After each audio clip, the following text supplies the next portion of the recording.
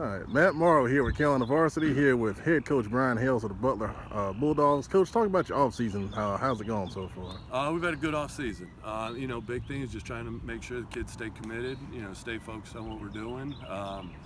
We lost a lot through graduation last year. A lot of big contributors and a lot of big time players. So, the maturity aspect. That's the thing we're having to kind of hurry up with these guys. Because a lot of them now have to step into those leadership roles. And for a guy like Peoples and Keon, guys like that have been on the field, Najir Peoples, Keon the same, it's not that big a deal because they're already leaders. But some of the young guys are having to step in now and, fill those leadership voids. So, going through some growing pains with that, but, they're good growing pains. It's exciting to watch and see the kids kind of grow from, JV players into varsity players. And that's the funny thing we were talking the other night.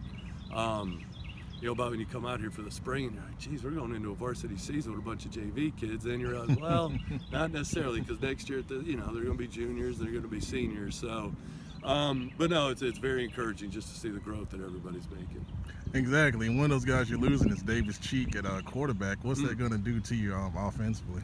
Well, and being in this position before, losing a Jake Charest, then losing a Christian LeMay, and the list goes on, where you don't replace those guys. You take the kids that you have and, really find out what their strengths are and try to kind of tailor things and put them in a position to be successful and do the things that they do well, obviously within the framework of the entire offense. So, we got a couple of kids that are working real hard and trying to grasp the offense, which they've exceeded my expectations when it comes to that. So now it's just a matter of them getting familiar with the receivers and, little intricacies and different ways maybe Keon runs a route versus, TJ Cusick may run a route. So it's just them getting familiar with those guys. But, so that's where we're at, just getting them comfortable with the playbook and finding their strengths and, finding out what's going to be the best offense for us this year. Exactly. And on the defensive side of the ball, how are things looking? You lose some guys over there, too. We did. We took some big hits over there. But, we've got really good size up front this year. And we got a couple of 300-plus pound kids inside. And,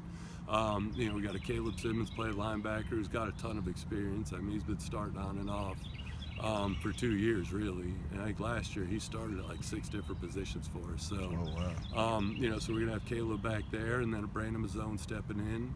So those guys are doing a good job. And then we got some good experience in the secondary. DeMel Hickman, returning starter at corner.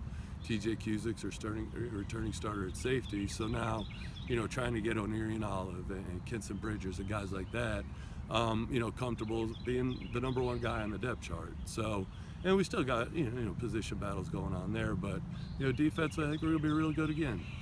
Well, great, Coach, man. It's good to see you back. And, we appreciate the time. And good luck this season. We'll be back soon. Yes, sir. Thank you so much.